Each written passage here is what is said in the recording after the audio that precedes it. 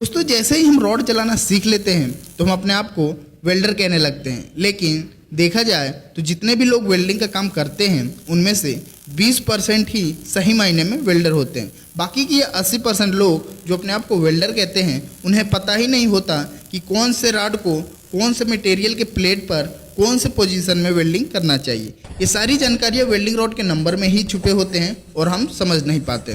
दोस्तों यदि आप भी इन 80% लोगों में से हैं तो इस वीडियो को कंप्लीट देखिए, वरना आप इस भ्रम में ही रहेंगे कि आप एक वेल्डर हैं। दोस्तों अलग अलग धातुओं के लिए अलग अलग वेल्डिंग के रॉड होते हैं, जैसे MS, SS, copper, GI, CI इत्यादि, और इन सब रॉड पर अलग अलग नंबर लिखा होता है, जिसका क्या मतलब होता है समझते हैं। E7018B2 दोस्तों यह एक वेल्डिंग रॉड का नंबर है। आइए समझते हैं इन नंबर का क्या मतलब होता है। दोस्तों इसमें E का मतलब होता है इलेक्ट्रोड, यानी कि इलेक्ट्रिक रॉड जो कि करंट से जलेगा। इसके बाद का जो 2 अंक है 70, इसका मतलब होता है कि इस रॉड से वेल्डिंग किया हुआ प्लेट कितना प्रेशर तक झेल सकता है। रॉड के शुरू के 2 अंक को 1000 से गुना करने पर जितना आता है उतना प्रेशर इस रॉड से किया हुआ वेल्डिंग झेल सकता है। जैसे हमारे रॉड का शुरुआती 2 अंक है 70 और इसमें हम 1000 से गुना करेंगे तो हो जाएगा 70,000, यानी कि इस रॉड से किया हुआ वेल्डिंग 70,000 PSI तक झेल सकता है। दोस्तों यदि किलोग्राम सेंटीमीटर स्क्वायर में देखा जाए तो 1 किलोग्राम सेंटीमीटर स्क्वायर बराबर 14.22 सेंटीमीटर स्क्वायर होता है। 7018 से मारा हुआ वेल्डिंग 2922 kg सेंटीमीटर स्क्वायर तक प्रेशर झेल सकता है। दोस्तों वेल्डिंग रॉड का तीसरा अंक बताता है कि इस रॉड को कौन कौन से पोजीशन में वेल्डिंग करने के लिए बनाया गया है। दोस्तों यदि वेल्डिंग रॉड का तीसरा अंक 1 है तो आप इसे कोई भी पोजीशन में वेल्डिंग कर सकते हो।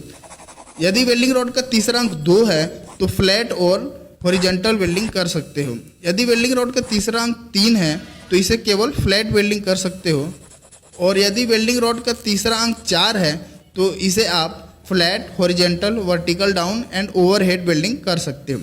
दोस्तों यदि आप इस नंबर में बताए गए पोजीशन के हिसाब से वेल्डिंग नहीं करते हो और कोई भी पोजीशन में वेल्डिंग मारते हो तो उस स्थिति में वेल्डिंग के क्रैक होने के चांसेस ज़्यादा रहता है और इसमें आप कंपनी को शिकायत भी नहीं कर सकते हो। दोस्तों वेल्डिंग रॉड का चौथा अंक बताता है कोटिंग और करंट के बारे में। कोटिंग का मतलब होता है कि इस वेल्डिंग रॉड में जो मसाला लगाया गया है वह कौन से धातु का बना है, और करंट का मतलब होता है कि इस वेल्डिंग रॉड को कौन से करंट पर जलाना है, AC करंट या DC करंट।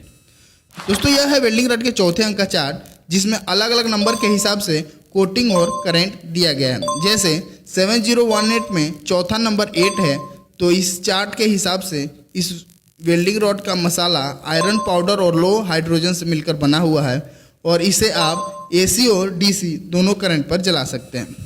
दोस्तों वेल्डिंग नंबर के बाद जो अल्फ़ाबेट होते हैं वो बताते हैं कि यह वेल्डिंग रॉड किस मटेरियल से मिलकर बना हुआ है। यह है इसका चार्ट। यदि आप इन सब चीज़ों को पहले से जानते थे तो आप उन 20% लोगों में से हैं जो सही मायने में वेल्डर हैं, और जिन्हें इन सब चीज़ों की जानकारियाँ नहीं थी अब वह भी 20% वाले कैटेगरी में आ चुके हैं।